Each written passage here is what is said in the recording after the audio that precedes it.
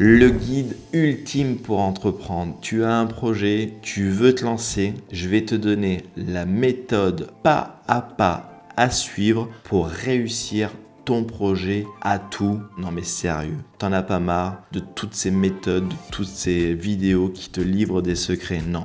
Ça marche pas comme ça. Aujourd'hui, se lancer dans l'entrepreneuriat, c'est super facile. Tu as un projet, tu as envie d'entreprendre, de te lancer et ça, c'est une super chose. La bonne nouvelle, c'est que tu vas avoir plein d'aides. Non, mais très sérieusement, tu as des incubateurs, des accélérateurs, tu as des réseaux d'entrepreneurs, tu as des organismes publics, tu as des organismes privés, tu as même des business angels qui donnent un peu d'argent et en même temps de leur expérience. Tu vas avoir sur ton chemin des mentors, des coachs, des formateurs, etc. Le seul truc qu'il faut que tu fasses gaffe, c'est que dans toutes ces personnes-là, tu as des gens qui n'ont jamais entrepris. Ils ont lu quelques bouquins, Lean Startup, Business Canva, et ils te livrent finalement ces méthodes toutes prêtes. Je ne critique pas ces livres, ils sont très intéressants, mais attention à des conseils qui sont totalement hors terrain et totalement déconnectés de la réalité. Ils n'ont jamais entrepris et donc ils n'ont jamais investi leur propre argent. Ils n'ont pas travaillé nuit, soir, week-end et ont eu des problèmes avec leurs femmes ou leurs enfants. Ils n'ont jamais réellement gagé leur appartement ou leur maison ou mis sur la table une rupture conventionnelle ou leurs propres économies. Donc fais juste gaffe à ça. Moi, ce que j'ai envie de te partager dans cette vidéo, c'est les 3 premières questions à te poser. Simple, très efficace pour pouvoir commencer à démarrer. Je suis pas en train de te vendre la recette miracle pour trouver un business, mais au moins les 3 premières questions à te poser. Je m'appelle Christophe, je suis passionné par l'entrepreneuriat. Ça fait plus de 20 ans que j'étudie les modèles de boîtes à succès et c'est ce que je te partage dans toutes ces petites vidéos. Si tu es nouveau sur cette chaîne, je t'invite à t'abonner. Si tu me suis déjà, je te remercie pour ta fidélité. Bref, il faut que tu fasses vraiment gaffe à tous les conseils qu'on va te donner. Tu vas par exemple entendre, il faut aller vite, il faut vite échouer. Le fameux fail fast. Oui d'accord, il faut vite échouer. C'est ton argent, ton temps que tu mets sur la table. Donc c'est quand même bien de réussir de temps en temps. Tu vas entendre c'est génial, il faut pivoter. Oui, je suis d'accord, il faut pivoter, il faut pas être bête et s'obstiner. Mais quand même, c'est quand même cool d'un moment donné de trouver son projet, son produit et commencer à générer de la valeur. Tu vas par exemple entendre, il faut vite construire un MVP, ce fameux modèle minimum viable product. Oui, mais attention, ça serait quand même bien de tester, valider ton idée avant d'engager des moyens trop importants au niveau de ta boîte. J'en passe. Et le dernier, il faut vite faire du test and learn. J'ai fait une vidéo que je te partagerai où je dis oui, le test and learn c'est important, mais on teste pas tout. À un moment donné, on va pas réinventer la roue à chaque fois. Écoute, les 2 premières causes d'échec d'un projet, c'est 1. Le problème que tu cherches à résoudre n'est pas assez important à leurs yeux. Et 2. Les gens ne sont pas prêts à payer pour cela.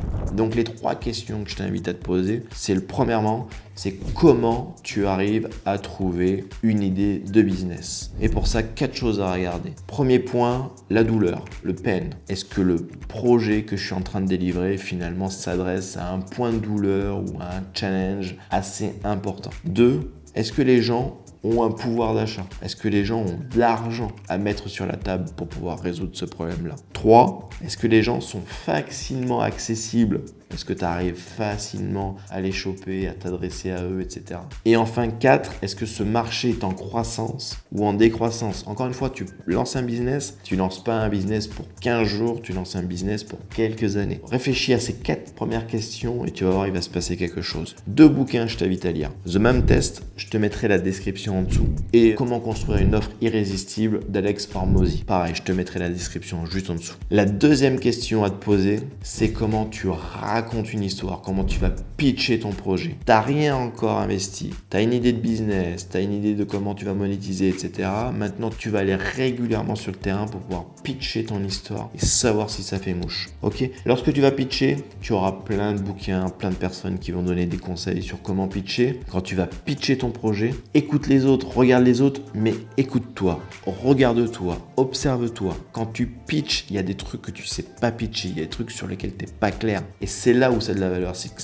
finalement ton idée, elle est pas hyper fluide, t'es pas hyper à l'aise sur ce que tu es en train de présenter. Donc, n'écoute pas que la personne à qui tu vas pitcher, mais écoute-toi aussi. 2 bouquins que je te conseille sur la notion du pitch. 1, Pitch Anything. C'est un bouquin de dingue. Pour moi, le truc clé, c'est que lorsque tu vas pitcher, tu parles au cerveau reptilien de la personne. Le premier truc, c'est qu'il faut que tu captes son attention. Si tu captes pas son attention, t'es mort. Deuxième livre hyper clé, les idées qui collent. Pareil, 6 ingrédients pour pouvoir raconter des histoires, pour pouvoir capter l'attention, pour éviter l'ennui. C'est vraiment 2 perles, je t'invite à les lire. La troisième question que tu dois te poser, c'est comment tu arrives à construire une première forme. Je ne vais pas appeler ça un MVP, je ne vais pas appeler ça un product, ni un prototype, je vais appeler ça une forme et que tu arrives à le valider. On construit des choses dans notre garage, mais l'idée c'est de sortir le plus rapidement possible et d'aller sur le terrain, te confronter à la réalité et de discuter avec les gens pour savoir si ton idée, si tu arrives à la pitcher, si les gens sont prêts à s'engager dans la démarche. Et quand je dis valider, ça veut dire s'engager. Soit ils sont prêts à payer, soit ils sont prêts à s'engager dans ton projet. Mais vraiment l'idée c'est limite, ils sont prêts à payer. Et pour ça, je t'invite à regarder 2 bouquins. Le premier, The Write It, un bouquin extraordinaire, un concept clé sur le prototype. Plutôt que de sortir une grosse forme à MVP où tu vas dépenser beaucoup d'argent, comment tu arrives à tester ton idée très rapidement à moindre coût avant d'engager des moyens. Et le deuxième bouquin qui m'a beaucoup plu, c'est The Design Sprint. C'est une technique, une méthode inventée par Google pour pouvoir pareil construire une première forme hyper rapidement et tester des hypothèses business pour pouvoir lancer ton idée. Vraiment 2 bouquins que je te recommande. Je résume 3 grandes questions à te poser lorsque tu vas te lancer. La première, comment je trouve une idée de business. La deuxième, comment je raconte cette histoire, comment je vais le pitcher. Et la troisième, comment je valide le plus rapidement possible que mon idée de business est viable pour pouvoir engager beaucoup plus de moyens juste après. Si tu as aimé cette vidéo, n'hésite pas à me le dire, un pouce, un commentaire, ça m'aidera pour pouvoir orienter mes prochains contenus. Je t'invite à me rejoindre sur ma newsletter. Je prends la parole toutes les semaines, j'aborde un sujet qui gravite autour de l'entrepreneuriat. Je te mets la description juste en dessous dans la vidéo. Quant à moi, je te dis à la semaine prochaine pour un prochain contenu. À bientôt.